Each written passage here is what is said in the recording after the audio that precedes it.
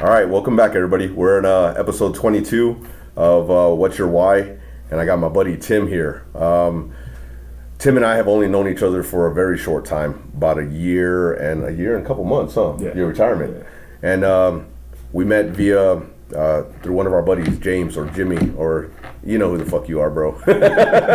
But before we get started, a couple things. He's going to be the first one on my podcast to get one of the shirts. So that's for you, bro. Man, I appreciate it. Yeah, man. And he brought a gift. He brought fucking ammo. If you ain't ammo, you ain't shit. So what does that say? You know, I mean, whatever. Hey, I appreciate it, man. Patches around. Yeah, you see my stuff, so I really appreciate it, man. That's great. And let's do a little cheers, man. All right. Hey, let's get some fucking deep down talking. All right, so let's do a little like a little background on you. Where you're from, what you did, how old were you when you joined? You know, just go through your normal, like, who you are. All right. So a little background on me. Obviously from North Carolina, from Lumberton, North Carolina, kind of a small town. What would be considered a small town? Families from Fairmont, North Carolina, even smaller than that. So how many people? Oh man, I think the last time was like 2,800 was in the town. Oh god, so 3,000 people. Pretty Shit, small. that's a base, bro. It's like being Kunshan was bigger. Kunshan, yeah. So I have family from there. Grew up in Lumberton, North Carolina. My dad kind of moved us up there. Bigger school, more opportunity. So kind of did all that. Did the high school thing up there.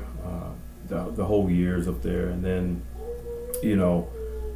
I know we were talking about joining earlier and kind of how that worked out. For me, I was in the 8th grade when I knew I was going to join the military. Gotcha. So 8th grade, I saw a Navy recruiter. She talked about traveling the world, and I was like, oh shit, I can do that. Like, I can travel the world. I want to see some of these places that I've seen, in the books and everywhere else. So I was like, I'm locked in, I'm focused. I was like, I want to do that. So what I had to do was, kind of like we talked about our show earlier, like a roadmap. How do we get there, right? Yeah. So how do we get to this place to where I can join the military? So it was looking up different things. It was joining ROTC in high school. Mm-hmm. I had a lot of great instructors, and one of the instructors that kind of kept me on the straight and narrow, Sergeant First Class Graylin Mitchell, kind of kept me focused, honed in, like, hey, you need to be right here if you're trying to graduate. My cousins and everyone else just kind of told me, like, hey, I know you're trying to join the military, which branch? So I checked them all out. Mm-hmm. Marines, hell no. I wasn't going to do that. No disrespect to any Marines. I wasn't going to do it. I wasn't going to do it. Navy, after a while, I talked about it, thought about it. I was like, I don't want to fucking swim, or I don't have to deal with that. I can barely swim at that time. So I was like, I don't even want to learn how to do that shit. So learned later on how to swim, but Army, I think they told me, well, we'll give you 17,000 and you can be fuels. And I'm like, thinking to myself, I was like, I don't want to fucking smell like gas every day. Yep. So my cousin Eric kind of convinced me and told me, he's like, I saw how he was living because I got to visit some Air Force bases. Saw how he was living. I was like, man, this is nice. I could do this. Between him, my cousin, and my instructor in high school, he said to me, and I still remember it, he's like, hey, if you don't want to wake up at 4:30, 5:30 to do that fucking bullshit PT. Do PT. If you're not all you should go to the Air Force. So that's kind of how I landed with the Air Force. Taking the test, the ASVAB test, getting in, and then I enlisted, or I did the delayed enlistment program, right like 4 days after my 18th birthday, because I wanted a secure job. For the next 6 years, I wanted to know what my plan was, what my goal was for. Were you still a senior at this point in time? Still a senior. I enlisted. I went into the delayed enlistment program in December of 2002. Okay. So, and then I came in June of 2003. Gotcha. So, came in open general too. Like, I was damn, dude. You were brave, man. You're lucky you weren't a cop or a cook, bro. You know what I mean? We just had this conversation with John. I know, man. Fuck, man. I don't know how it happened. They were like, hey, you're going in open general. I didn't know what the fuck it meant. I was like, oh, okay, cool. Like, you'll find out your job in basic or whatever. I was like, okay. That's fine with me. So I was like, okay. So, you go through basic. it was pretty tough for me because I was dealing with my dad. He had, I found out probably 2 weeks prior to going to basic. He had a brain tumor, had to have it removed right before I went to basic. So like, I was already behind the 8 ball on a lot of this, so I was kind of dealing with a lot of that. And I wanted to talk to my dad, and I wanted him to tell me, hey, I said, Dad, what do you want me to do? Because I can stay here with you, or I can go to this. Yeah. And that's a hard question for like anybody to answer, like even a dad, and me to ask it or whatever. But my dad, he kind of saw like, what the future was like for me. So he just told me like, hey, I want you to go make something out of yourself, right? Selflessly. Yeah. So just, I'm gonna be here. I'm gonna be okay. And that was a hard thing to do, to like walk away and see him in the hospital and just try to stay focused. So during basic, trying to stay focused and talk to him on the phone when everybody's like crying for whatever fucking reason they miss home or whatever. I mean, I broke down. I cried a few times in basic just because like I didn't know what the fuck was gonna happen to my dad. Yeah. Like, I was like, because I didn't get those. It's not like now they probably call home every day. I don't fucking know, but like back then it was like, hey, you might call home maybe once or twice a week. You get some letters if you're lucky. Yeah, like it was a little different. So just dealt with that. Tech school up at Shepherd. Obviously, I found out I was gonna be ammo. I really. I'll back up to basic a little bit. I went out for something one morning, didn't know what the hell I was doing. They said, hey, if you guys want to try for this job, we got this job. Was it TAC-P? It was PJ. PJ, oh. So I did everything that I was, I finished the runs, I did all the other shit, I got through all that. By the time it got to the fucking swim, like, mind you, you don't know how to swim? I told you. That's why I didn't do any of that shit, because I don't know how to swim either. I told you, I might have made it 4 laps in the pool, and I was fucking gassed. I couldn't do it anymore, right? Now, had I had that mental fortitude then, I probably could have made it through, but I knew it wasn't for me. I was like, hey, thanks, but I'm just going to go do this. So get done with basic. We get into tech school. I was in tech school a week and I already had to go home on emergency leave. Oh, shit. So I had to go home on emergency leave, see my dad, just checking on him. He's coming out of surgery. He'd been out of surgery probably about a month and a half, 2 months at that point. So just making sure he's okay. So I'm already in the hole and leave. Like, all right, like I'm in the military all of like 2 months and I'm already in the hole and leave. So go back to tech school, kind of deal with tech school, get out of tech school, go back home, do the rap thing, get to see my dad again, and then I get my first base. I'm going to Camp Darby, Italy. I have no fucking clue. Camp Darby, Italy. But you said you wanted to travel, so. Hey, man, I wanted to travel. I had no. But like clear across. Yeah, I had no fucking clue where it was at. So I'm like, oh man, where is this? So I'm like looking it up, trying to figure out. It's like Livorno. Where the fuck is Livorno? And I like had to legit like. Google's a little different then. So, like, looking at a map, 2002, 2003. Yeah, it's like, where the fuck is this? So finally figured out, I was like, I'm going to Italy. Okay, cool. I guess we're doing this. So 18 years old, first base, Camp Darby, Italy. And from there, kind of took off, like traveling wise.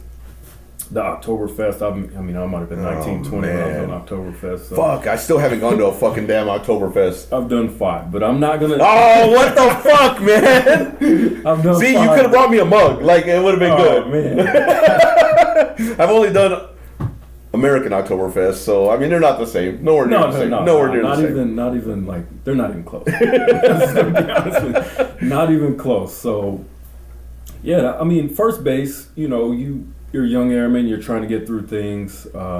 That's the time when CDCs were mailed to you, so I think I was already 6 months behind because they mailed them, but they never got there. Oh, so yeah. Like one of those situations where you're just waiting around, just doing your job, like, all right, I know I'm supposed to be doing CDCs, but I don't know where they're at. So. Yeah, but he's ammoed. Like, they don't really do anything.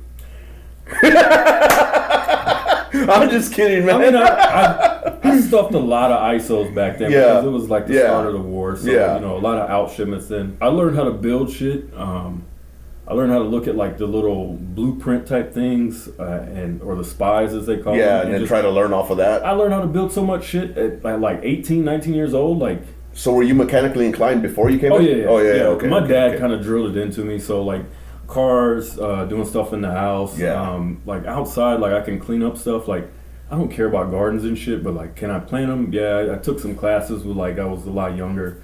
I learned how to cook when I was a lot younger because of my grandmother, and then going through classes in high school because she's the one who told me like, hey, you need to learn how to cook for yourself because not everybody's gonna do it for you. That's true. So That's true. life lesson. So, you know, he talked about his background, and I kind of saw what his initial why was. You know, he wanted to kind of travel and just get out. Eighth grade, he kind of knew. Not a lot of people in eighth grade know what the hell they want to do in life. You know, like it's crazy.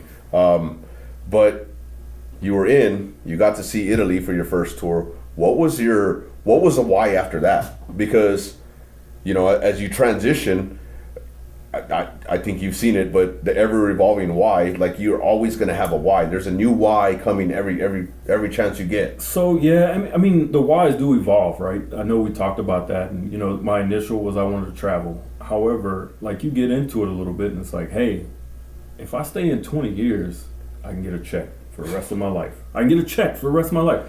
So that was another thing that kind of like was a motivator. Just like, all right, I have to. I'm a year 1, year 2. I'm like, fuck, this is gonna be so long. I got 18 years left. It's never long. Like you think that in your first 5 years, your second 5 are kind of pretty quick. Yeah. And then after your 10-year mark, it's fucking fast, man. Yeah, I did see that. I got through those first, you get through those first 5. When you hit 5, you're like, okay, my first re-enlistment, I got a bonus, so that kind of that kind of sweetened the deal. Then I was like, all right, well, we can do this. Kind of worked out. Get to 10 years, you already know what's up at that point. Like you got to stick around. Like you can't. You had to make that decision prior to 10 years because at 10 you're wasting time. Like you're wasting energy. Yeah. You're wasting so much more after that if you don't stick around to do this. Yeah. So the whys, they did change. Like the retirement. I think after like year 10, I was kind of stagnant, to be honest. Like I was a good airman. Like I talked to you about it earlier, BTZ winner. I was a Leo Marquez winner at the command level as an A1C. So, I had that initial push going into it, and then I got in trouble back in 2006. I got an Article 15. So were you a staff or I were was you a senior airman? Yeah, senior airman. I just tested for staff for the first time. So got in trouble in 2006. I was deployed. I went downtown and I was drinking with I think I can say it now. I mean, I'm not going to say their names. So I was drinking with a senior. I had a master. It was me as a senior airman, another senior airman, and 2 more A1Cs. And I never ratted anybody out. Just so we're clear, I never gave up anybody. Yeah. Never. But we took a hit. We took a hit. Article 15, lost a stripe. Reduction in pay, and this is all in the desert. But what this came with was added stress, because I know we talked about stress and different things that kind of like pile on. My grandfather was in the hospital in the ICU, had open heart surgery, and they hit the Red Cross up to bring me home. The commander at the time in the deployed location would not let me go home, would not send me back to my home unit, would not do anything. So he said, you're not going anywhere until this case is finished, or you're done. And at that point, I didn't give a fuck anymore, right? Because I only have one family, I can get another job. That was my mindset. So when the shirt, asked me, he's like, do you want to sign? Do you want to go talk to legal? I was like, no, where the fuck do I sign? Like I want to get out of here. This is the only thing holding me up. Yeah, and it's your grandfather. So. Yeah, and that's what it was. It just kind of, like, you have to think about that. It's like your family. Like that's the only thing you got one of those. Yep. Whether you like them, fucking hate them, whatever. Like you only got one of them. So you kind of gotta deal with it. So we get through that point. I knew my leadership team back home said that we're gonna look into this and try to see what we can do when we get back, right? So I went home, ended up getting in a fatal car accident with, a person in the car was killed with me. And it was just those 3 things. Like it was so much like weighing on me at that point. I just lost a stripe, Article 15, all that good stuff. At home on emergency leave to see my grandpa in ICU. Then I get in a car accident the day before I'm supposed to leave and go back to home station, which is Vegas at the time. And, I get in a car accident. I just kind of, you see people. I saw this, the person sitting behind me was killed. I knew she was dead when I saw it. I didn't try to, do anything. There was nothing for me to do, right? Yeah, So I'm yeah. checking on everyone else. Meanwhile, like I'm bleeding out of my head. Almost broke my neck because I wasn't wearing a seatbelt because we were just going across the street. So, that's kind of how like I had to deal with all those things. And then I know that I had to get back to my grandmother, right? And I couldn't show her like, hey, I'm in so much pain right now. And like I couldn't do that because I didn't want to put her through that stress, Yeah. right? Because she's already dealing with enough with my grandfather. And she knew something was wrong. I just went in, took a shower, kind of got myself a little bit cleaned up, and then we went up to go have breakfast, and I went to go see my grandfather. I got on a plane with a concussion, didn't know it at the time, which you're not supposed to do apparently. Yeah. I did it. My fucking head was swollen from like, all this other stuff, but, just making it through that, we talked about the stressful thing that like kind of bears down on you. That was one of the things that was like a big stressor in the beginning of my career, and trying to bounce back from that. Right, the commander back home, they gave me my stripe back, but they gave it back to me the day after you could test the cutoff for staff. So you had to wait a whole. Yeah, so I mean, I got it. I was like, hey, all right, sir, you got it. So that's kind of how that worked out, and yeah. So it's crazy because you talked about that, but I don't think I think this is some of the things that I've talked about in the past, but. There's this deflection, or there's this put it behind you and just kind of let it just it's there. It happened, whatever. It's not till years later that you realize like, holy fuck, my life was in distress, or there was a lot of things that could have gone awry in any which way, shape, or form. Yeah. It's nuts. I mean, dude, that's a lot to take in all at once. Friend passing, your grandfather there, and then your stripe. So. It was tough. I'm not even gonna lie. Like just thinking about it then, like you said, deflecting. I had to just kind of swallow that and be like, all right, we'll deal with it later. We'll just choke it down and like we'll deal with it later. And you're tough. You can get through this. Like you're fine.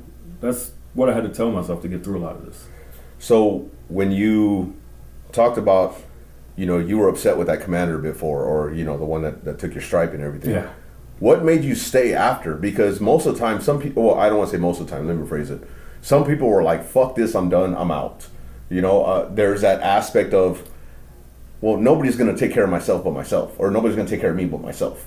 And you chose to stay in. Did you have good mentors, or was there something that just kind of, motivated you to just say, I'm going to make the best of this because this dude screwed me over, or maybe he didn't screw you over, it was just circumstances, and then you were like, I'm just gonna thrive through this. I'll be honest with you, man. Like I had a lot of good friends around me, whether they know it or not at the time, or whether they knew it or not at the time, that they were helping me get through the situation. They were. I mean, all my Vegas crew. You guys know who you are. Like it was just a lot of things that they kind of saw me evolve in a lot of ways from then to now, right? And they've seen the worst of me. They've seen the best of me. So, I'm thankful for them being around because the reason I stayed was I didn't want to let this motherfucker win. Yeah. Like he was going to win if I said fucking got out. Yeah. Then it was a bigger picture for me on that thing is because I felt like I'd have been letting my dad down, right? So my dad wanted to see me accomplish something. And if I'd have just bowed out of it because I fucked up, it was my mistake. No, you got to own up to your mistakes, and you got to put that shit behind you and keep moving forward. And that's exactly what I did. I mean, it took, like I said, I couldn't test that year for staff, which was okay, understandable. I got it. I fucked up. The next year I made it, and just tried to, hey, you got to do something else. You got to keep moving. Yep.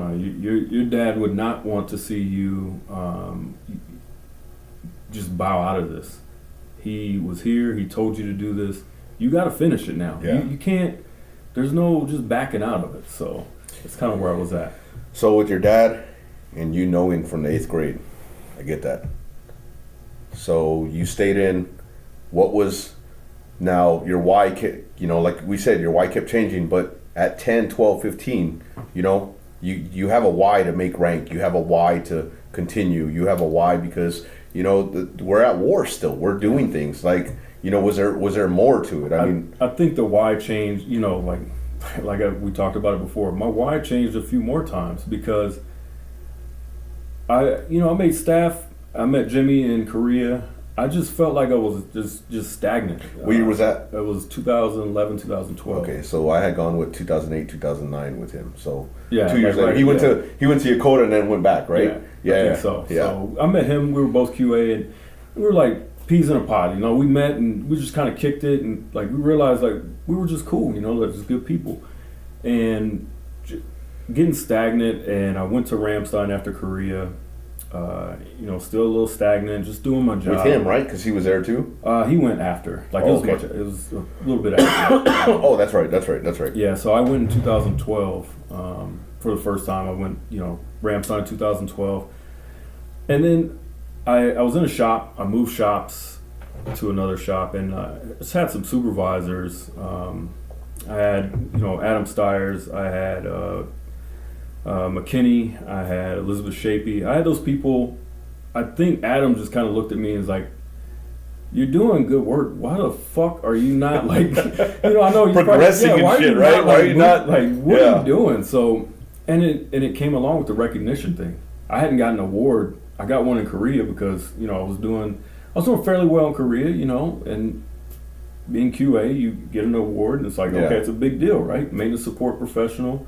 So I got that, NCO of the quarter or whatever, and happy about that. But like, he kind of saw like, hey man, we need to get you like recognized because we can use you at another level. At least I think that's what he was thinking. He might be saying like, what the hell did I do to this asshole? I doubt it, man. I doubt it. Come on. So I think it was between those folks, man. It's just pushing me, making me like get back into school, trying to 2015, I still remember this was hey, the year we're gonna do better, right? And it was honestly like a good fucking year because I deployed in 2014, came back, I missed tech by 3.1 or 3.4 or something like that, and I was like, fuck, you gotta be kidding me. So I was going to test for tech for the 5th time. So I was like, God damn it. But I knew I wasn't serious, so I couldn't be mad at anybody but myself. Shit, man. Yeah, so, just kind of seeing that and was like, all right, man, like, what the fuck are you doing? So it's like, what are you doing, bro? But at the 5th time, you don't really have to study much, but you did. I know you did. I mean, yeah, I did. I studied my ass off that last time. I made it by like 17 points at that time. I was like, fuck, man, like, really? Like, Jesus. I made tech my 5th time. I made staff first time, made tech my 5th time. And it was one of those, I studied so hard that I fucking almost made it by 40 points. Had I done it like 2 years prior to studying, you'd have been great, It's fucking ridiculous. No, man, and I think about that, and it's just like, fuck, I could have been so much further along, but I think it's all about timing, too. It is, like, it is. I don't, had I put it on earlier, yeah, I'd have probably fulfilled the rank, and I'd have been all right, but at the same time, like, I probably would have been missing a lot of the things that I needed. And you kind of see that in today's culture, like everyone's, oh, so-and-so's a fast burner. They might be a fast burner, but they fucking suck. They haven't developed yet. Yeah, they haven't grown. I mean, grown. Hey, that's what it is. Yeah. So got promoted. That 2015 year was like, hey, I got promoted. CCAF that year, started more college classes, trying to get into this bachelor's. I was, oh man, like, I won a wing level award that year, like for ammo, which was kind of unheard of. I beat out crew chiefs and all those other fucking assholes. Yeah, no shit, dude. Yeah, man. So, like, I was on a roll, man, and that felt good, right? So that feeling kind of like motivated me to like keep going. But at the same time, I know we talked about evolving wise. I just like being able to take care of people at that point too. So I had troops. I had good troops, bad troops. I had a troop that, fuck it. Hey, if he ever watches this, he knows I had to take him to confinement because he lost a court martial. Oh, damn. Yeah, so, damn. Sorry, man. Like, it wasn't on me. You fucked up. So, yeah, man. And just, making it through that. So, doing all that, I had a full head of steam. I was going to, just making my way. Just getting through it. 2016, get orders to Korea. I was married at the time, and before I went to Korea, I knew it was over. And it's it's an unfortunate situation, but I knew it was over. But like we talked about before. You said 2015? 16, like going to Korea in 16. Okay. When did you get there? I got there August of 16. Osan? Kunsan, okay. Yeah. So I was there in 2016, but I was in Osan. Oh, okay. So when you said that, I was like, oh shit, wait a minute, hold on. Like, we might have crossed paths and we didn't even know. Hey, man, I might have been in the set somewhere. Oh, yeah, no shit. But I know we talked earlier about like stressors and like, this was another major stressor event on me to see kind of how much you can handle. Yeah. Right? The shit's going to test you. And believe me, it did. So trying to go through a divorce, trying to run my first shop in Korea as a tech, trying to, wrangle, make sure my guys are good and not show them that I'm fucking getting beaten down like almost every day. I drank a lot that tour because I was so fucking stressed out. The only day I probably didn't drink was Sunday. And it's only because, you were hungover. I did drink on Sundays. I mean, it was like, it was 7 days a week. Yeah. I was like, hey, I got some soju right there, bro, if you want to. I'll handle some of this tequila real quick. I don't know shit. I got plenty of soju. Hey, when I left Korea, I was so fucked up because I had all kinds of trauma. I came back with like 30 combat bottles and like 30 of the flavored bottles. I'm just throwing that out there. It's almost all gone. I mean, I got like 3 bottles left and that's it. Yeah, it was a lot of fucking party. A little dusty too. But, it's a little dusty, but I guarantee you that shit in the inside is still gonna make you tingle and shit. You're gonna be like, oh, what the fuck am I drinking? Yeah, rubbing alcohol. So getting through. I know we talked about it earlier before we started, but the stress of like that situation. It was my second life stressor, right? It was my second major life stressor to where I was going through divorce in Korea, running the shop for the first time, taking care of folks. I got a DOD complaint filed against me from my then wife that kind of derailed me a little bit, or it kind of held me up, right? So I couldn't promote, couldn't move. Like I was coded to where I couldn't do anything, and then come to find out, like it was an easy fix for what they were, what I was accused of. I was like, I'm not doing that, but okay, cool. My first sergeant was so pissed off that she was like, give me her number. So she ends up calling her, and she's like, this bitch is crazy. I was like, I know. I was like, I know. Jesus Christ. Thank you for like confirming that. I was like, I know, sure, I know. But yeah, man, just trying to like, all that was so fucking stressful. Just trying to get through it and get to my next base and all this other shit and like all the stupid shit that she was doing that caused me like add on to the stress, whether it be the DUIs or totaling cars or getting bit by a military working dog or like, man, like you want to talk about your boy being stressed. I was getting the blotter reports in Korea like, yo, look what so and so did. Oh yeah, Almo's on the blotter again. Yeah, and I'm like, dude, my name's kind of like attached to it. I'm like, fuck, man, like I can't get away from this shit. I was on the blotter. I was the blotter. That master sergeant in the fucking goddamn blotter. Oh my god. Fucking caught by army dudes. What a bunch of. And they were like, when they saw my ID, they went like this. They looked at my ID and they were like, hey bud, we got a good one. That's what they did. Oh man. Douchebags. Anyway, I'm sorry. I digress. I know exactly. Like, what a bunch of assholes. Yep. Like, all right. So getting through Korea, right? We're going to Spangdahlem now. Or, I'm going to Spangdahlem. Damn, you got some fucking good assignments, dude. I never said I had shitty assignments. I never. Fucking Italy, Ramstein, Vegas, Korea, Spangdahlem. Well, I mean, DM. DM's probably my. I'm not gonna say. You can't say your worst because DM's still good assignment. It was a good way to end. Yeah. I knew I was coming here to retire. Bullshit. I knew I was coming here to retire. What the fuck, man? I mean, it is what it is. I knew it was gonna happen. I tried for Europe so many fucking times. Oh man, Jimmy spent more time in Europe than I did, but I spent. Fuck him too. Fuck that motherfucker. Wait till he retires. This motherfucker's gonna be sitting right there talking. 8 years? No, I'm sorry, 10 years in Europe because I did the 2 Italy and then the 4 for the Germany. So I don't understand. I tried. I mean, sheet metal, man. They don't need you guys. No, they fucking need us. Jimmy was there. Why the fuck did Jimmy go? I taught that fucking motherfucker so much fucking bullshit. If he ever sits there, I'm gonna have to tell you a little story. I'm gonna back up a little about Jimmy. When we went to Korea, he was a staff. He kind of pushed me to finish my CCAF and everything else, but I pushed him to be a fucking sheet metal troop because that motherfucker came out as shady as fuck. You know it. Oh, you man. fucking know it. Not Jimmy. He did cowboy maintenance until one day he was sitting there and he was like, "Oh, I'm just gonna do this on an F-16." I said, "No, you're not." He's like, "Oh, yes, I am." Fucking pouting.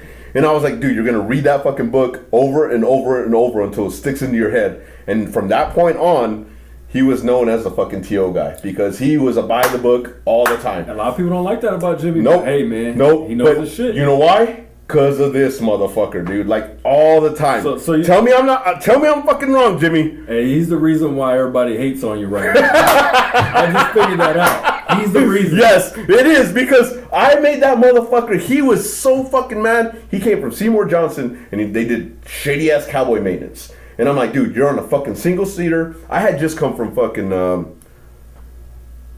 I had just come from DM, and I went over there, and you know, I got a line number for tech while I was there, yeah. And you know, we're doing all this shit, and he's just pouting. I mean, I got there with him. Like we landed the same day, we left the same day. We took, we went to Yokota for like a week. Together, like hanging out and all that shit. We partied all the time. He was my little fucking minion. Like he was like my little baby. But he fucking pouted so much. And I'm glad that you know that. Because when you were in QA, he was probably a fucking stickler, wasn't he? Oh yeah. I mean, I learned a lot from him. So, you know, I wanted to go out with him because not a lot of ammo dudes. They like to stick to the ammo role, right? Mm-hmm. And I wanted to learn what it was to be in different areas of the flight line because I wanted to see. Everybody talks about big picture shit, but I wanted to see like, all right, so you do this to the plane, you guys do this, you guys do that. This is what this means. That's what that means. I know the ammo side, and then I would bring Jimmy with me, like, hey man, this is what all this stuff is. This is why they're building this. This is how they build it. Oh yeah. This is how they're testing all this shit. This will get them, you know, a QA fail if they're doing X, Y, and Z. You know, not, you know, if it's not safe for maintenance, all types of shit like that. So I learned a lot from him. I think he learned a lot from me. And then like the hazmat portions of shit, like I learned so much hazmat shit that by the time I was out of there, I was like, yeah, I like don't even fucking try to like lie to me about this shit. This motherfucker just called me a few weeks ago, maybe a month or so ago, and we were talking after he landed and he was already settled in, and he called me and he's like, "Oh, these motherfuckers down here don't know what's going on with this," and I'm like, "Dude, remember when you were just a fucking snot nose and didn't know?" And he's like, "Shut the fuck up, we're talking about this right now." Yeah, man. So I love it, dude. I love that he's grown, and I want this motherfucker sitting right here next to me at some point in time. He'll be here. You know, like, but I'm glad that he, you know, helped you, you know, grow a little with that. No, I mean, and certain people come in your lives and they're there, man. Like, I don't use the term friend loosely. Like, I've never done that. Like, if I consider people my friend, like, those are people who are, you know, they've stuck around, they've been through shit with me. Yeah. I will do the same for them. If they call me whatever fucking time, like, hey man, I need X, Y, and Z. All right, man, let me get my shit together. Like, let me see what I can do. And that's the type of friend that I am, because I feel like these people have my back. They're my family. You know, since I didn't get to spend a lot of time with my family in the military, so I had to create my military family. So. Absolutely. And you know, I have, and I'm just gonna say this right now. So I know you're gonna fucking watch this and you're gonna fucking get all big headed and shit, but I have a best friend that I've known since high school, and then I have fucking James, fucking Mejias, and we'll go years without talking because you know how the military is. You're fucking gone. But when we connect, like this motherfucker, like we'll be back at it like our shenanigans. And he is literally my best friend in terms of the military. He is the guy that I'm like, if I called him right now, this motherfucker would be down here. He'd be down here for you as well. You know what I mean? Yeah. He's just a fucking great dude. Even though I talk shit, he's a Mexican. He's a Puerto Rican, whatever. Puerto Rican, same as bro. I didn't say he's that. Gonna get mad. He's gonna get mad as fuck. I did not say that. I said it because he's gonna call me a fucking dirty Mexican or whatever else. I don't know, whatever. But yeah, we have that. We fucking spent tons of time together, you know, in Korea and stuff. Yeah, same man. Korea, and then you know, him coming to Germany, man, kind of helped me out because I had some folks over there, some friends over there, but like just having a familiar face, familiarity, like you knew me, like. We did all kinds of shit together, you know, like, hey, man, we're going to go do this. We're going to go do that. Like, come on, let's go do X, Y, and Z. So I appreciated all that shit. That kid used to be wild as fuck. I mean. So was I. But oh, man. I'm like, bro, come on. I'm not going to incriminate either one of us here. No, I was pretty wild too. But I'm like, dude. All right, fuck it. Let's do this. Let's do this all the time. Yeah, but that's good. That's good. Yeah, I mean, I just can't say enough about like you know, friends, man. Like that's the one thing in the military that you gain, and they're like you said, you cannot talk to them for weeks, months, years, whatever. You call them like, hey man, I'm in town. Nothing fucking changed. It's like you left yesterday and you came back today. No, there's no. You know, nothing has fucking changed. And I've always loved that about the friends and family in the military. So James had never seen me. Last year I hadn't seen him since I was in Korea in 16. And he had never seen me in a cowboy hat. And the first thing he said was like, this motherfucker. You know what I mean? Yeah. And I'm like, dude, shut the fuck up. I'm not going to take a cowboy hat to Korea. He was like, you didn't wear that shit. Get the fuck out of here, you know? That was just him, you know? And I love that. So, but, you know, getting to that point where you were talking about, you know, friends and everything, this kind of leads to my next segue is, what did you enjoy about your time? I mean, there's camaraderie, there's the deployments, there's, you know, just tons of shit. Like, man, what was it? I fucking, obviously, I love the camaraderie. I've always, like, enjoyed that part of it, like, because, you know, just knowing these people will have your back, and that's rare. You don't find that shit out in the world, civilian world or whatever. Like, it's rare. People say that they're friends. It's a weird dynamic of friends out here. I don't fucking get it. It is. It is so fucking weird. Is. Like, I'm like, you guys are friends for real? Like, that doesn't make any sense. So, I think just, man, like the whole friends aspect, I've just enjoyed that whole piece, and I've enjoyed the traveling. You know, I'm not gonna tell you. I went to Iceland. I've been to Israel. I've been. How many states and how many countries? I've been to more countries than states. Oh yeah. Yeah, I've been to way more countries. I'm at 28 countries and 27 states. I mean, this year I'll pass that, but state-wise, like. I've been up and down. I've been up and down the eastern seaboard.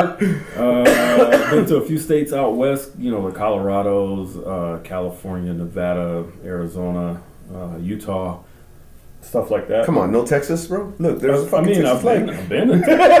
I have to like. I'm going to go to basic and yeah. I'm going to San Antonio in a few weeks for a retirement. So, oh, nice, man. Yeah, nice. Doing that. My hometown. A lot of good shit. Yeah, I enjoyed all that, man, and just.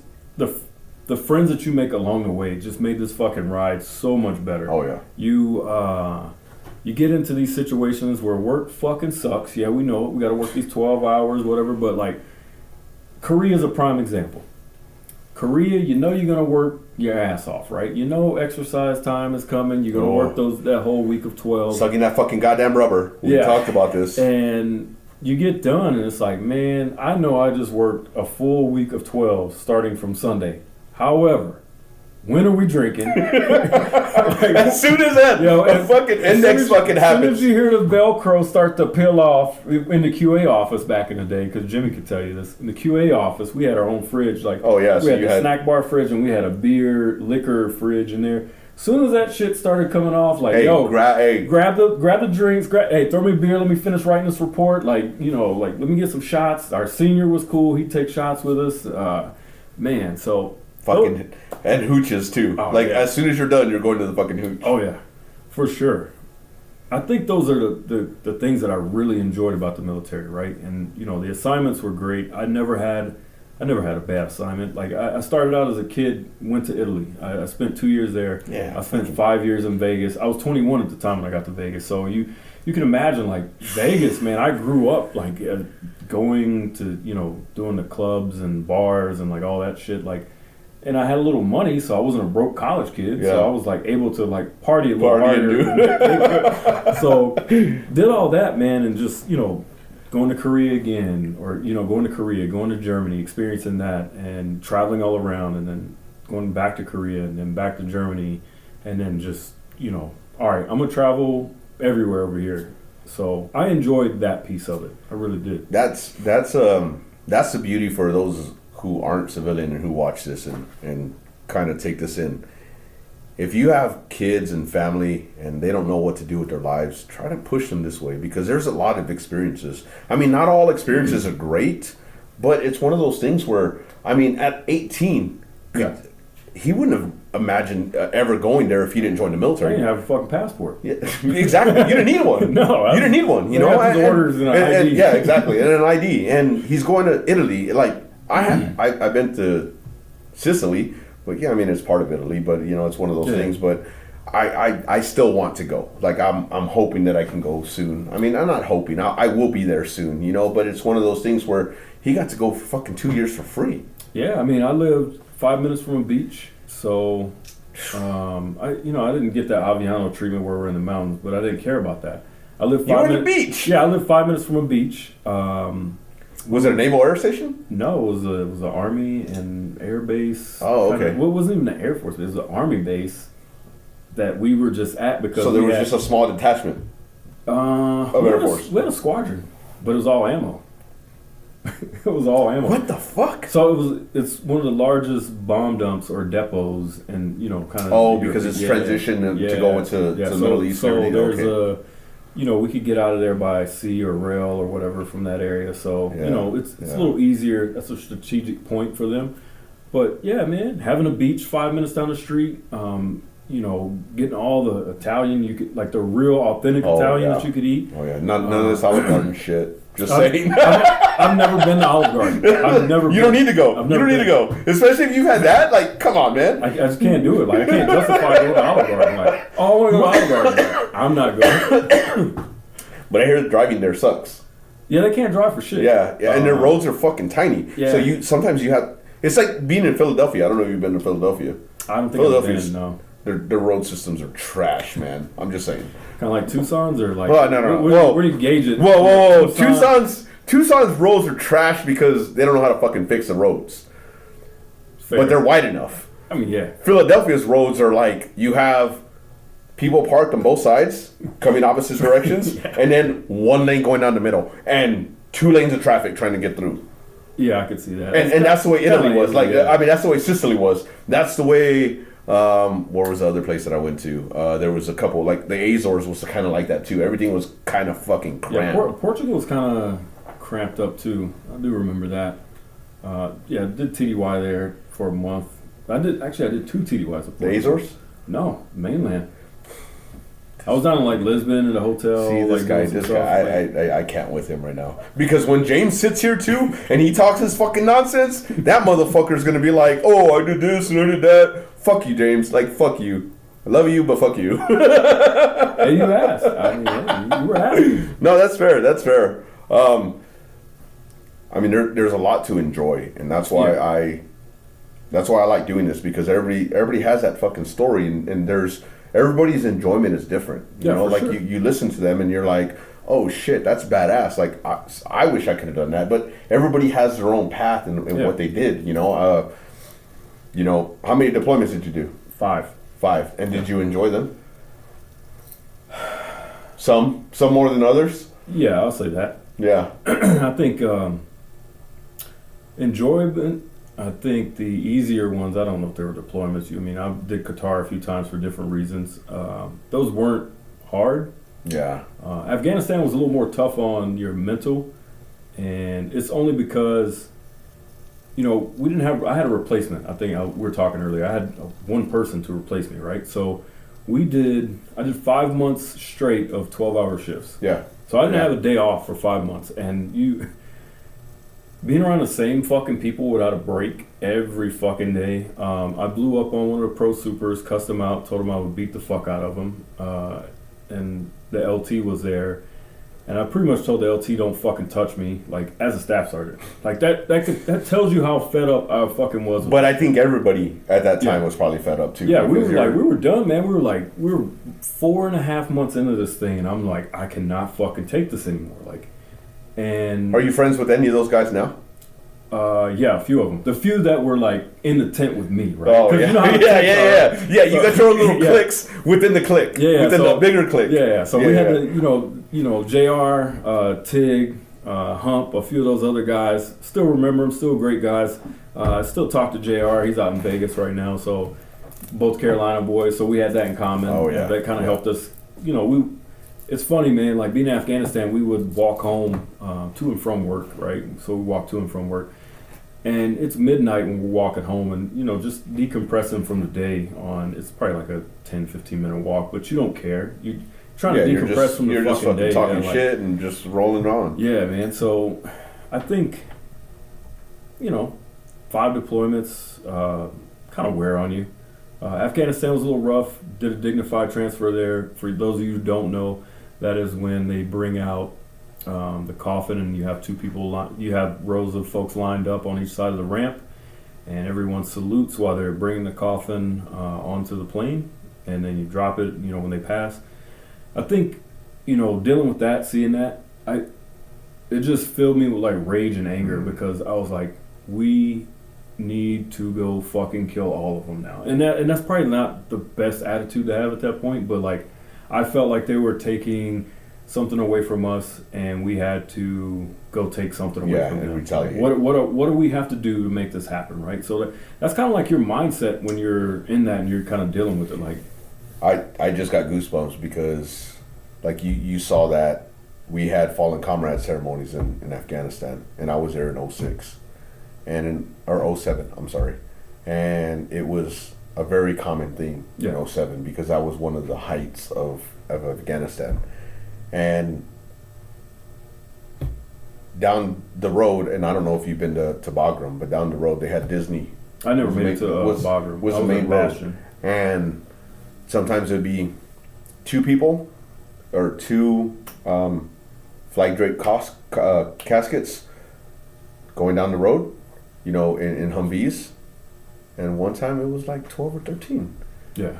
You don't understand. What you understand is, or what you're processing in your mind is like, this is fucked up as you're saluting. Yeah, exactly. Like, it's fucked up, and what are we gonna do to fucking remedy this? It's one of those like, oh shit, like I hope that they're gonna just fucking annihilate these guys. I hope that our fucking A-10s and our F-15s are just fucking fully loaded and come back completely empty. I think for me too, being ammo, I think I was more upset at that point. I'm like, man, I should be fucking helping these guys build these bombs. I should be helping them do all this shit. But but you weren't even in the dumps to build all that. I wasn't. To do that. Like I like, so for me, like I worked with the 60s over there, so I 50 cal, flare, just making sure those guys are safe, and then making sure like the PJs had whatever they needed as far as like their ammo, grenades, all kinds of stuff like that. But I was like, man, I want you guys to be good. Like if you need anything, let me know, because that was mine. Like, I'm gonna help. I'm gonna fucking help make this right. However I can. Like whatever you guys need from me, I'll fucking go into the bomb dump and pull out whatever the fuck we need, man. It does not matter to me. So it's a different sense of I don't know. I don't want to say accomplishment because it's not. Yeah. It's not an accomplishment. It's a different sense of commitment to service when you're there doing that, because you have, the ground pounders. I mean, I talked in one of my episodes where I was in Afghanistan with the A-10s, and the Army dudes would come by, and we were filthy, absolutely filthy, because the A-10's a dirty fucking hog. I mean, we all know this. And it was one of those where people would come up, the Army dudes would come up, ground pounders, because they got to come in and kind of decompress or whatnot in the airfield. And they would come in and they would be like, are you guys A-10? Are you guys A-10 mechanics? And we're like, yeah. And they'd be like, hey, tell your pilots thank you for keeping those things in the air. It's a different sense of accomplishment. You know, at that point it's an accomplishment. Before, it's a sense of pride and a sense of like urgency that you need to get these things fucking done. And I totally understand that. So that's awesome. It sucks at the time, but it's you're doing your job. You're fucking trying to get there. You know? It was a trying part, trying deployment. I'll say that, but you once again, and I know we'll talk about this a little later. You just kind of push it down a little bit and like, okay, we just need to make it through this shit. Yep. And just keep charging. And we all take care of each other. Like I he talks about a breaking point with individuals and your leadership, and you're just like, fucking leave me alone. But in reality, all that is just all together to where you guys make it out together. No, for sure. So now I asked, what you enjoyed, but what did you regret? Or, did you have a regret? Because sometimes it's hard to say, sometimes people say regrets and it's kind of an easy thing. But, I mean, do you really regret it or would you change it? It's one of those, because my next question is, it's regret, and then would you change anything? Regret. Oh, man. I think that, I don't know if I have any regret, man, because it brought me to where I am, right? If I hadn't went through those situations or had to deal with those hard times, would it have made me a better person? Would I be sitting here with you? Would I, would I be able to do anything, right? So I think we go through those times and those fucking challenging points in the military or in life in general, right? And it's all how you make it out of it, right? And it goes back to what we were talking about earlier. You'll recover, right? So how fast do you recover from this? How fast do we, look at these good times or take these bad times in and, all right, this will not be forever. How do I get past it? Yeah. So that's something that you have to think about. I don't think I would change I don't think I regret anything about it. Maybe making rank a little faster, but who gives a fuck? Yeah. I still retired. At this point, you're retired. You're 20 years. Whether you made master at 10 or you made master at 18, you still retired as a master, Still retired. Master sergeant, like that's all they give a fuck about. It says retired on my ID. I don't care. Like, it's a fucking great ID too, to bring it out and be like, I'm not following your fucking rules. See this? Bearded up. Yup. But now with the regrets, like you didn't have any regrets. Would you change anything? Would there be something that you're just like, you know what, I would have tweaked that just a little, or I would have made sure that something, I did something a little different here to get a different result or get something. Changing things. Let me see. I think that this one's always a hard one. This is literally always a hard question because people are like, I don't really regret anything, and I don't know that I would change anything either. Did I have anything written down? Let me see if I had anything written down for you, because man, I know I got the questions, and I know like I might have had something written down. He was trying so hard to not look at his little notes, because I do send these questions out because I like for people to know and not be a surprise. I'll be honest with you, I didn't write shit down. I looked at that question so many times. Like, oh yeah, I'm gonna have something for that. I honestly, changing something, man, that almost goes along with the regret, right? Like, if I don't go through these experiences, I wouldn't be who I am, or I wouldn't be here, or like I wouldn't be good for someone else, right? Yeah. Like because I have a story to tell, right? Yeah, I can't advise you on something if I haven't been through some trauma and some trouble. Yep. To try to help you move forward, because just being proof that you can move forward, right? So I think that changing, man, I don't know. Like, I enjoyed it. Were there some shitty times? Yeah, of course. There's a lot of shitty times, but you get through them knowing that this won't last forever. You can get through this. It will not last forever, but you have to have that mindset to get through it. It's not easy. I'm not going to sit here and tell you like it's fucking, yeah, man. The only thing you got to do is tell yourself that and you'll walk right through it, because that's bullshit. Yeah, that's true.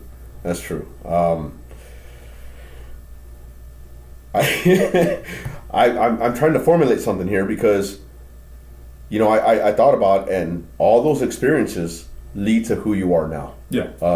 You know, you were talking about, this was something that we were talking about before, and having a counselor and a therapist and, you know, like a life coach. My therapist at one point in time told me that I should be a life coach. Like, she's a therapist, and she was like, you need to be a life coach because you have so many life experiences that it's life experiences and just experiences in general that will help you, or that will help you to get somebody else to see and draw out what they need to draw out. And I think, you know, as we were talking about that before, you know, maybe that's, I know this isn't part of the whole, you know, what's your why, but maybe at some point, this is my why, you know, drawing things out from people. You know, maybe that's something that you might want to do, because I want to do that at some point, you know? And I'm glad you said that, because, you know, I got to throw this shameless plug in here, because it's me. I sent you like some kind of like, I sent you a picture, right? Like kind of like what I'm formulating, right? Yeah. The roadmap to transitioning out of the military, because, you know, I think that the military doesn't do a great job of taking care of you on the back end, and there's a lot of people who have this notion that the military is always going to be there and they're going to take care of you. They're not. I'm be honest, not at all. As soon as you turn that ID in, you slide it across the table. They don't and you give two sign, shits like, about you. You're nobody to them, and you have to. I've seen it so many times, and I'm just going through it and knowing what they didn't tell me, and then what I had to do a lot of research on, and just talking to friends who were going through retirement at the same time. We all kind of went through a lot of the same things, but we helped each other out, right? And you see that, and you see everybody being successful after the fact. And I just thought to myself one day, it became, all this idea like came to me because I'm working at a spot, and it's just like, it is tough. Like the person that I'm working for, it is just Jesus Christ.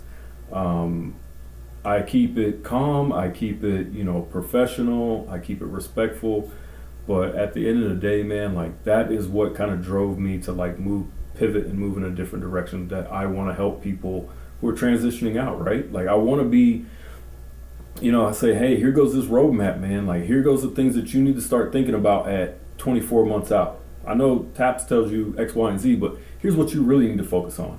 You need to worry about this. You need to have your money right, because at some point that paycheck's going to stop, and if you don't have a job, your retirement doesn't kick in automatically. Your VA is not going to kick in automatically. So you need to have a good buffer there. What you think is good is not good. Yeah, no. You need to put a little more buffer in there. And then the whole process with the VA. Like I've heard some people say like, oh, I'm not doing a BDD claim.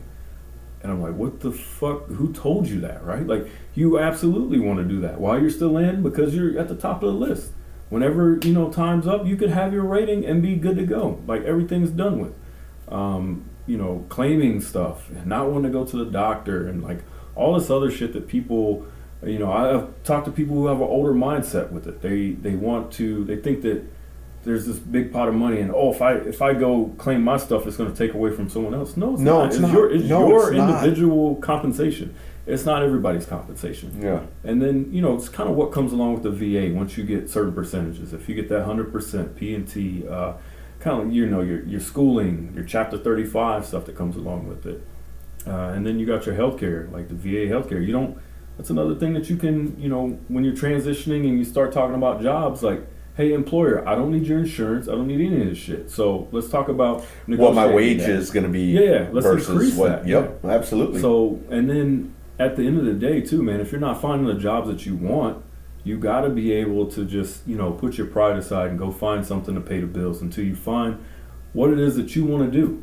Because there's a lot of times I think people think that I'm too good for this. I'm not doing that. That's below me. Fuck all that. I was getting ready to go to Home Depot and fucking cut wood or show somebody some tape in aisle 16. I don't give a fuck. Like, it didn't matter to me because at the end of the day, the bills had to get paid somehow.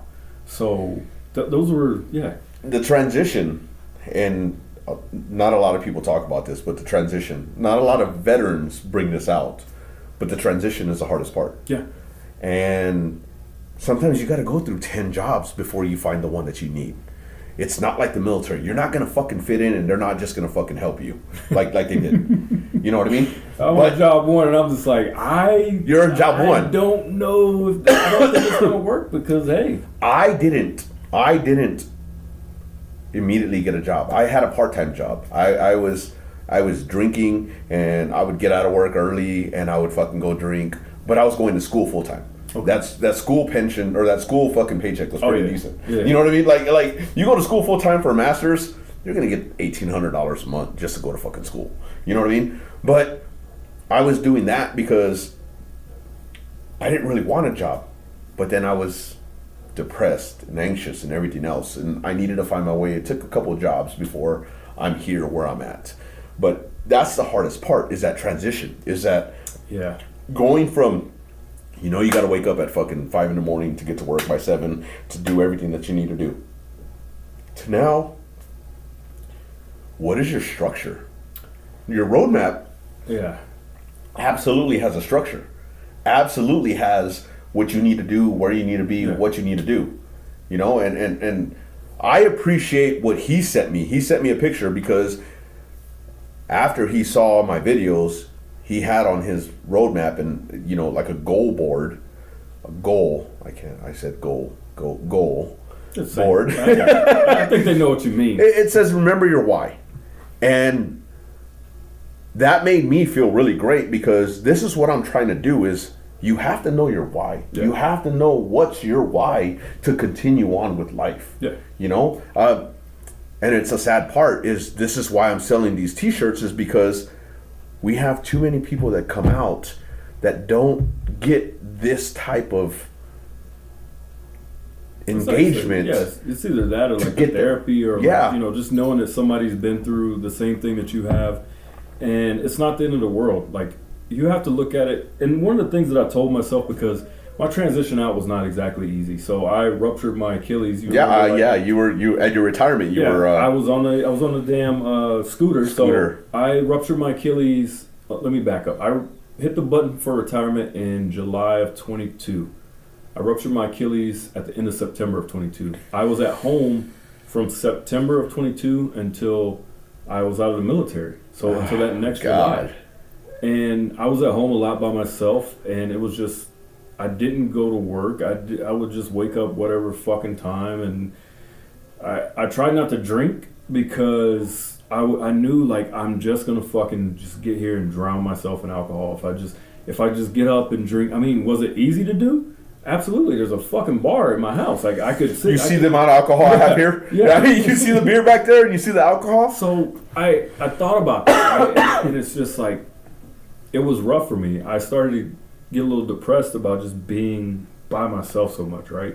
I was used to being at work and bullshitting with people and doing everything else, and it's just like, I just felt like I was closed off, like put in a cage. I couldn't drive anywhere, so I had to rely. I had some good people, Mike and Karen and Kyle and the captain. Like, they all would come and help me or take me to my appointments or take me grocery shopping or whatever. And because it was your right foot, right? Yeah, right. Yeah. So I'm thankful for them, because they got me out of the house, got me in, some conversation, whatever. But it was a rough transition, because I was looking for a job, but at the same time, when you look for a job trying to come out of the military, it is a fucking full-time job. Yeah. Like, you have to put effort into doing it. I can't tell you how many fucking applications I submitted. I had a goal, like, hey, you got to do at least 5 job apps a day. You need to be applying for at least 25 fucking jobs a week. You need to be, and trying to adjust those fucking resumes, right? If it wasn't for ChatGPT, oh, damn. Woof, man, yeah. Hey, thank you for that. Here's the thing, and I feel like it shouldn't have to be that you have to do 5 applications a week or 5 applications a day or whatnot, because we have so many fucking skills and so many things that we can bring to the table. Yeah. I just think that it's crazy. It's wording. It's but we don't get that full training. Yeah, like you don't. The civilian sector does. And that's another thing, Translate what you did in the military to the civilian sector. And that's why I sent you like my roadmap, because I talk about that in there. Like, hey, what does your resume need to be set up like? Who you can pay people to do this if you don't want to do it. You need to have your LinkedIn Premium set up because you want to get those fucking hits. You want to have everything filled out on there because these are the things that are going to make it easier on you. And if you have these things set up, if you have your degrees while you're in the military, if you don't get every degree, get everything that you can so your transition out is a lot easier. Get some certs, do whatever, because you just want to make yourself marketable. At the end of the day, it's, hey, this is me, this is what I come with, these are the things that I've done. Also, I come with attributes, 20 years of experience. Oh, leadership, I got it. What else do you need? Leading people, got it. And I want to say this. Being out here in the civilian world, you learn, I mean, you heard about it in the military, but there's a difference between a leader and a manager. Oh, yeah, absolutely. And I've ran into that immediately. When people try to tell me about leadership and their managers. And I don't ever appreciate that shit. I was like, I know how to lead people. We've taken people into war and brought them all back with us. I think I got that fucking part down. Yeah. I don't need you to try to tell me how to be a leader, because it's not telling someone how to be a leader. You either are a leader or you're not. Yeah. That's a leader manages numbers. I'm sorry, a manager manages numbers. Yeah. A leader manages people. And that's absolutely you lead people, manage things. Yep. So now with that, now let's kind of bring it back a little. All right. What is a like a fondest memory or or like a leader that you just absolutely, memories or leader or something that you're just like, God damn, that shit was like the best part of what I did. Oh man, leaders or memories. So I've had some good commanders who I just thought they were great, but I've also had some great mentors. Mike Hansel, he lives here in Tucson. He was my chief over in Spangdahlem. I always thought he was a great guy, even after retirement, right? Still fucking, I hang out with him, golf, we'll watch football, talk shit, whatever the case may be, right? I've always thought that, seeing people like that, those are people that you can hang around and like, that's a lifetime thing, right? Yeah. You have whether they're a chief, a colonel, whatever, you still have that bond with them, right? You have that bond with them, and there are chiefs and colonels who don't give a shit about you. I had my last commander, like, he never called me to see how I was doing, when I got injured. I went to the hospital, ER, didn't hear from him. The captain came and picked me up from the hospital because couldn't drive. Someone else took me to the hospital. Another friend of mine took me to the hospital. Had surgery, didn't call me. There's a lot of things that, like, you notice, like, how much people don't give a shit about you. Oh, yeah. And that's hard. Like, when you're at the end of your career and you've given everything that you could, and you thought that you could give, and then you find out that there's only probably about 4 or 5 people that are helping out, right? Jesse Garcia is another guy, like, another chief that, I've always liked Jesse. Like, talking to him, or, getting to spend that last part of my career with him, it was awesome. Just being able to talk through things, life things. I told him straight up what my goal was. It's like, hey man, I was told that I was still young, that I could make senior. This was my second time. I'm not pushing anymore, man. I was like, I'm not doing it anymore. Yeah, sometimes you got to be truthful, right? I was like, I'm done because of that statement that was made. Like, you're still young. Why would you tell me that? That just took all the fucking wind out of myself. So I had no desire to go for senior at all. Like, I didn't care. I was going to do my job, do it well, to the best of my ability, and move on. So you talk about good people. I think that, I had a lot of good chiefs, a lot of good supervisors, some good commanders. And Major Tolman was one of my other commanders here. Man, stand-up fucking guy, man. Stand-up fucking guy. And I have to say that about him, because he cared about his fucking people. Yeah. And when you see that, it kind of makes you want to, like, damn, am I caring about my people that much? Maybe I need to step my game up. Maybe I need to elevate where I'm at. Giving people that recognition, right? So I'm in a spot right now where, I have a manager who doesn't recognize me, who doesn't give a fuck, like, whatever. Everything that I do is criticize. So, it's a heavy weight on me, but I try to still make sure that my people are good. I try to make sure I'm letting them know, hey, you're doing a good job. If they make mistakes, I don't give a shit because, hey, we can move on from these. Yep. It's not the end of the world. Yep. We're doing stuff that has no real like effect on like people. No eyesight, limb, or life. None of that, man. None of that. Good. Yeah, like, it's just relax. We're good. Hey, we can punch some buttons and make it happen. Yep. It's okay. Yeah. So I think those things are kind of like what gravitated me towards those people, like the memories of them. Like those are things I'm always going to remember. How they called me even after the fact, like getting hurt, and still check on me and see how I'm doing, and just all kinds of shit like that, man. That's really like what I'm going to remember about this, right? Like that I really enjoyed seeing that. Yeah. Because it makes me think like, hey, if you're not doing that, you need to be doing that. Yeah. Because they're doing it. There are some great people. I mean, I just last week I had lunch with one of my former commanders, Major Hawes, and he's going to be on, for one of the podcasts soon.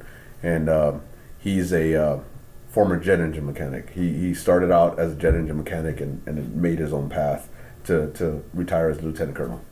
And he was phenomenal.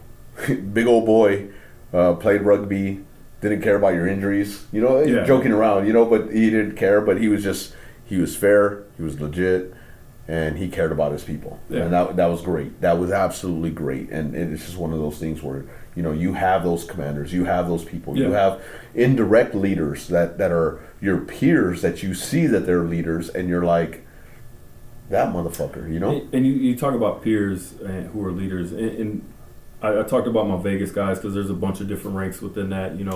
Got a few seniors, Chief, Mike, but I think that peers. There's some folks that I met when I was in Korea this last time, Art and Tone, who, maybe we didn't get along the best at first. However, that's usually the way it fucking starts. Oh yeah. Those are your best friendships, like, damn it, I can't fucking deal with this guy. But, those guys are still great friends of mine, man. I can call them my brother, because that's truly what they are, They were at the retirement, they did all these things. They've been there for me. I've been there for them. And, I just appreciate all of that, too. Yeah. So, kind of before we end this, any advice for people that are still in, that just got out, that are about to get out? Like, I mean, you have a wide range there. You got your new kids. So we'll go with new, still in, and about to get out. we'll keep it in that fashion. Yeah, right? Yeah. We'll go with the new kids. Take advantage of everything that you can in the military, whether it be your schooling, certs, whatever they're going to offer you. Make sure you're taking advantage of that, because I've heard so many kids say, "Oh, I'm gonna just go to school when I get out." No. What the fuck? No. Why would you do it? It's free now. Like if you're here for 4 years and you're able to knock out a good portion of it in 4 years, you're able to use that GI Bill, collect your money on the outside. But like, if you have time, why not do it now? But what would you say to somebody like me, who the first 10 years of, I don't want to say first 10 years, first 5 years of my career, I didn't even want to touch a book. I didn't even want to do anything. I hated school. So did I.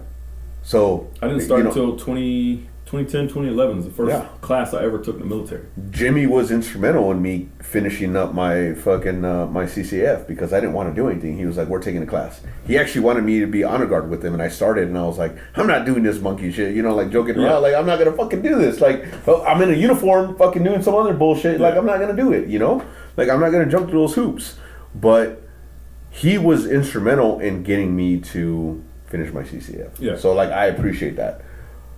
Now, before that, I hated school. What would you say to those guys? So, like you, I didn't join to go to school. That wasn't my fucking thing. Didn't care. But I knew, hey, you got to do something. I had someone who kind of just pushed me along.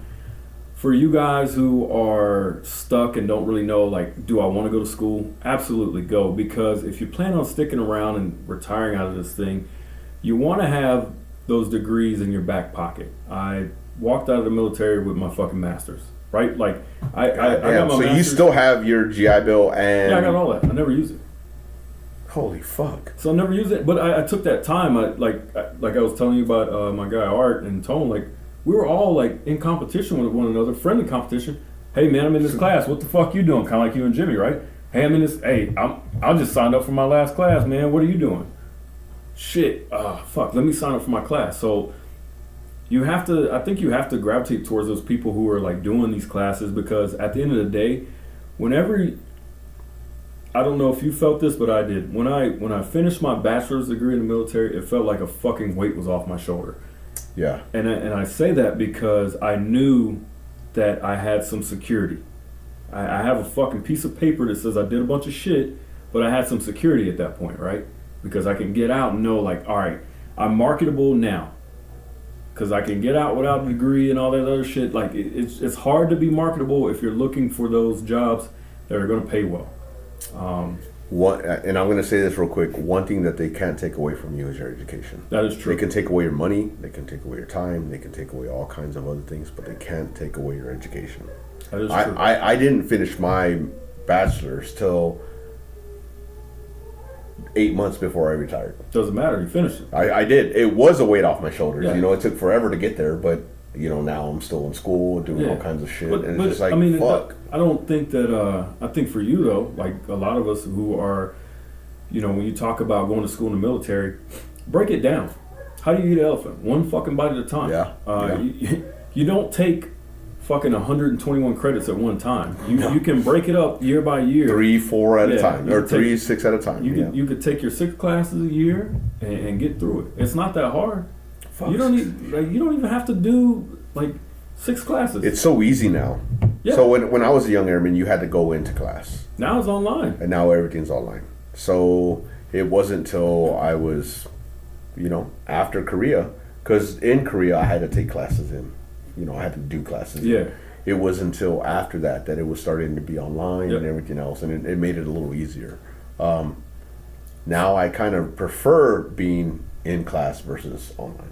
I never got to experience the in class portion, so everything that I did was like online. All online. Yeah, so it's that interpersonal thing. I would rather have this with you and I next to each other versus you can learn. Yeah, you learn somebody. You know, having somebody across the world and doing a podcast. Like, you know what I mean? Like, you know, it's not. Like I'm writing these forum posts. Like, I know they don't give a shit about what I'm talking about. I barely care about what I wrote. Okay, good job on the post. Like, I just did that this week, so I'm probably gonna get a horrible grade. I don't fucking know. I don't really care. You know, it's one of those things. I don't fucking care at this point. You know. But so getting back to it though, you're still doing it, right? So for the new kids coming in, take advantage of everything that you can, right? If you sign up for 4 or 6 years, all right, what's your goal in those 4 to 6 years? Are you just gonna fucking party the whole time? I mean, you can, but at the end of the day, what is it gonna get you? Yeah, if you plan on getting out after 4 to 6 years, then all gonna go to school after? You're not really gonna have I don't know if you're gonna have to be motivated to do it at that point. And what is that gonna net you? So you're gonna go to work a regular job. I don't want to say a mediocre job. Probably. But a job that's going to pay you near minimum wage and then go to school at the same time? Or are you going to come out with something that you can actually have a decent job and then go to school after? Like, your certs are, like I talked about earlier, having those certs, having those degrees. If you're planning on that 4 to 6 year term, have you a goal, set you a goal. Like, hey, I know I'm spending 4 to 6 years in the military, but I want to at least have my bachelor's degree before I get out, because I have something to fall back on if I get out. If times get, if it's over and I get kicked out, I get out, whatever the case may be, I have something to fall back on to where I can progress in life. I'm not starting at the bottom trying to rise up when I had all this time. And time is one of those things we'll never get back. Yeah. So you waste it, you can do whatever you want to with it, you'll never get it back. So utilize it for the young folks. Utilize it while you can. Create your own roadmap, like he did. Yeah. I never had a roadmap. I just had goals. And sometimes a roadmap, I think, is a little better. I mean, now that I saw his, it's going to make me kind of do that as well. So now for not the newbies, but the ones that are about to get out. So the guys who are about to get out, right? And this is our range. This is our realm right here, because we've been through it, and we've been through the whole, what TAPS has to say and nobody wanting to help you out on base. For these guys, like, if you don't have a degree, you need to get as close to that shit as you can, or find a cert that is going to pay you to fucking just get that, because you want to be able to be marketable because you're at the end. I mean, you could get out and go to school. That's great, but like, you're gonna have, it's so much stressful for you now because you got to figure out money. You got to figure out, you know, paying your mortgage or paying your bills. If you got kids, you got a wife, you got all this other stuff. I mean, I didn't have any of that, but like, I just knew like I needed to be set up. You have to figure out something like, all right, I know what the end looks like if I don't have this. It's still stressful. Yeah. Even if you have money in the bank. I mean, it is. I mean, I didn't. I was going through. Still was going through the divorce and all that other stuff. You know, so I didn't. So I still had to do stuff. You know, to get there. But you know, I had education. I had other opportunities. But to his point, if you're not set up, get yourself set up. Do the things that you need to do to get there. Yeah, I mean, you have time. If you're 4 years out, you're 2 years out, whatever. Like, look at your plan. Like, look at your degrees. Like, where you're at. How long does it take to finish my degree? How long would it take me to go get a PMP cert, or go get this Scrum Master, or go get some IT certs, because IT is a big thing if you're into computers and all that good stuff. How long is it going to take you to get that? 6 months. Yeah. And then how's that going to make you marketable? Very, very marketable. I mean, we're hiring an IT project manager right now. You know. Yeah. So I mean, jobs are out there, and I think that is one of the things that, you know, we like. That's like one of my things that I'm like kind of passionate about now. Like, hey man, what are you doing? To finish out your career? Like, well, I was gonna work on my master's. Well, why the fuck aren't you doing it? So you're feeding me bullshit and excuses. Like, I don't even want to hear it. Like, dude, you got time. You have time to do this. You can take these classes and finish it up, or you can get damn near close to where, you know, that transition out. Like, you might already have your bachelor's, but you know, you're right there at your master's. Yeah. So. Yeah. No, I agree. And what about for the people that have been out for a while? Myself. You know, 5 years. If you can give me advice right now. So I guess for the folks who've been out for a while, I mean, for me, I look at you guys, you know, we're all the same now, but I look at you guys a little different because, I want to help you. I want to see where you're at, right? And one of the main things I ask to anybody who's already out, what's your VA look like? Yeah. What are your benefits? And here's the thing that I can do to people. And I'm not trying to be an asshole. I'm not trying to do any of that. I heard a guy like, I'm at 70%. How long has he been at 70%? Yeah, why aren't you at 100? Yeah, like that's my question, right? How long has he been at 70? Oh, he's been at 70 probably about 10 years. I said, okay. I said, you know the difference between 70% and 100%? And people really do not know the dollar amount associated with those. It's almost $2,000. No, it's more than $2,000. Is it? 90% is $2,000. 100% is $4,000. So yeah, like you look at the difference, right? So what I do is, all right, cool. You've been out for 10 years. All right. So how many months? We take the months, but like just what's left between that 70 and that 100%, and then we fucking multiply for 10 years. God, that's $240,000. Yeah, you missed out on a house. Yeah, a house. You could have paid something off with the money that you missed out on. Now, what are you doing to go get it? Well, man, no, that's bullshit. If you got things that are wrong with you that you haven't filed, go file that shit. The only thing they're going to tell you is yes or no, right? And then there's compensation for secondary and tertiary fucking injuries. Exactly. Because if you have a limp and you're compensating with your other leg, you're gonna have issues with that other leg. That's a secondary and a tertiary issue. Yeah. And people don't understand that. And that goes. I got a buddy who hit me up, and I posted on my Facebook about a website where he's one of those guys that what are they called? DAVs, or not DAVs, but VSOs? The VSOs, yeah. I got a good guy. So Ryan Moore, if you're out there, if you ever look at this, I appreciate everything you did for me because it was so fucking simple, so easy. We had a conversation. We talked about what I was going to claim. I claimed 39 things, man. I just went through my medical records just fucking like claimed everything that, because at the end of the day, you're going to have to live with this shit forever. Yeah. Chris Rolson. Help these guys out. That's what we're here. That's what they're there for. Yeah, exactly. So, I I really appreciate this. No, man. It's very. Hey, it's man. an hour, Thanks for having and a half, man. Like usually they're about 45 to 50 minutes. Well, and then the I saw last so one many was, other videos. I was like, we gotta do better. I was like, I got it. I was like, I'm gonna come here and talk, man.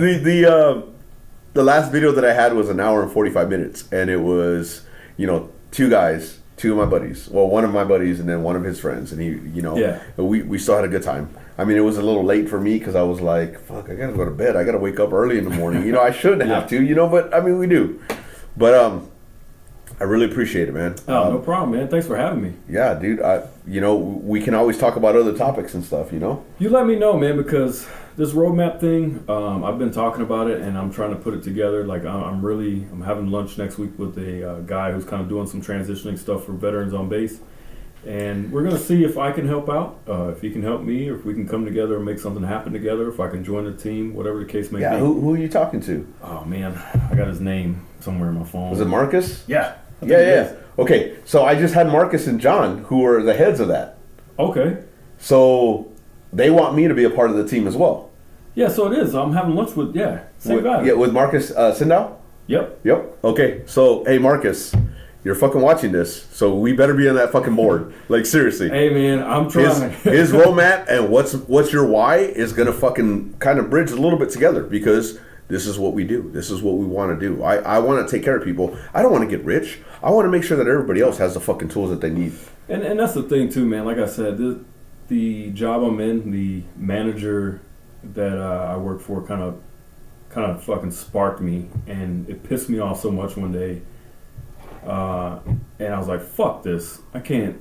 I was like, I need to figure something else out. Like, what do you want to do? And that's when it fucking clicked. Like, what do you want to do? I like helping people or telling people how to kind of navigate through some of this shit because there's a ton of fucking questions trying to get out of the military. There's a ton of questions of like, what do we need to do? And they told me this. I'm like, that is fucking wrong.